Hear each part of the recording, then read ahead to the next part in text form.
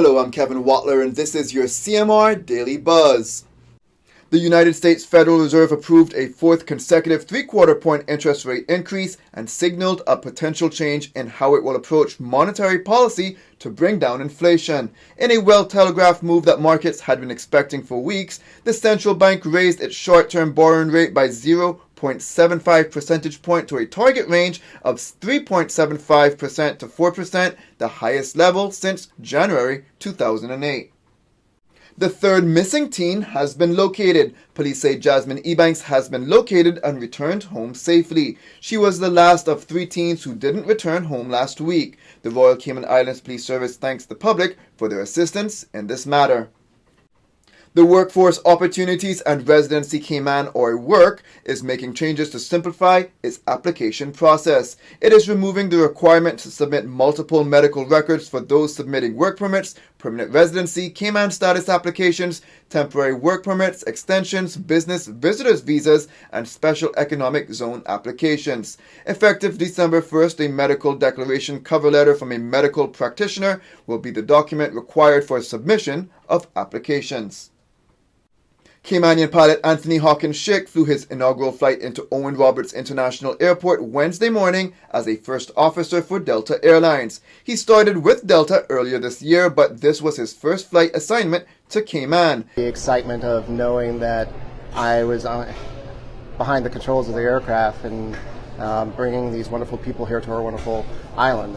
That's something that I would have to say people at Cayman Airways, the pilots here, get that has that feeling every single time. But I think with Delta and American and other carriers, it's not that often that they can have that same pride or privilege of that understanding. So that's something that I think I felt for the first time today, and I definitely can say I felt for the first time. So that to me was a very proud moment to bring new people and returning people to the Cayman Islands. Yeah.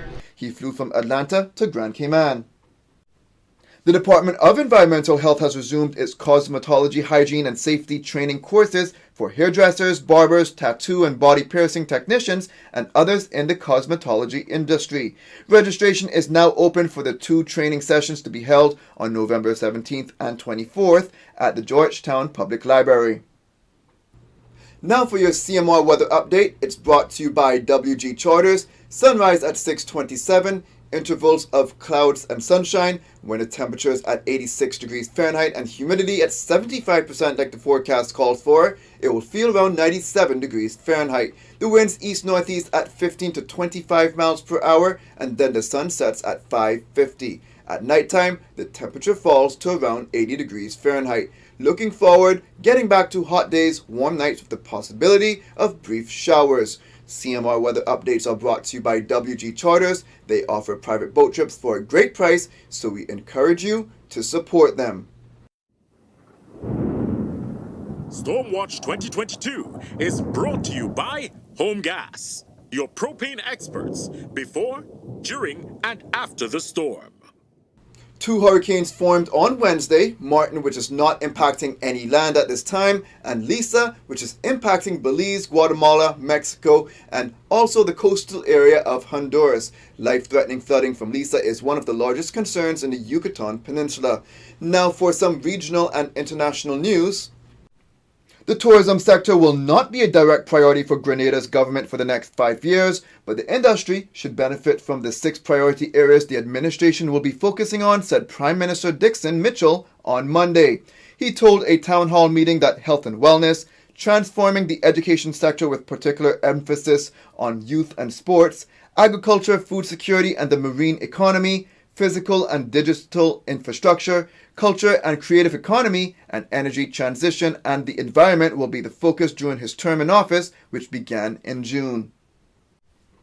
Jamaican police say Roshane Patterson, the person of interest in the murder investigation of social media influencer Anika Slickianna Townsend, is in police custody. Reports are that Patterson was arrested by the police at a guest house in Hangover on Wednesday.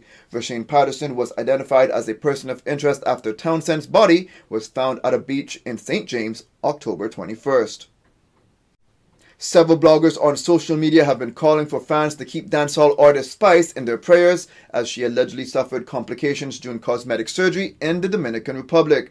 Allegations are that Spice, whose real name is Grace Hamilton, suffered cardiac arrest during surgery and had to be placed in a medically induced coma.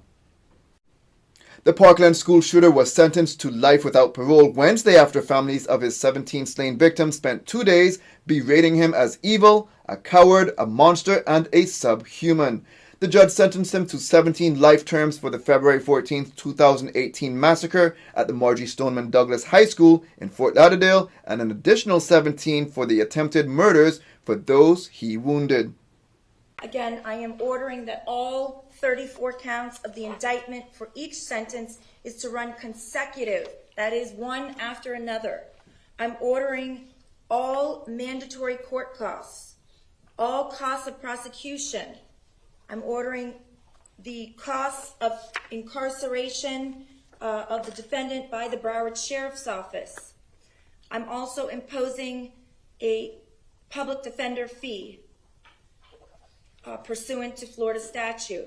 I'm ordering restitution for each victim as previously named in counts 1 through 34 of the indictment, with the specific amount to be determined at a later time. I am ordering pursuant to 943-325, the defendant is to submit to 2 samples of his blood or less intrusive method for purposes of the DNA bank.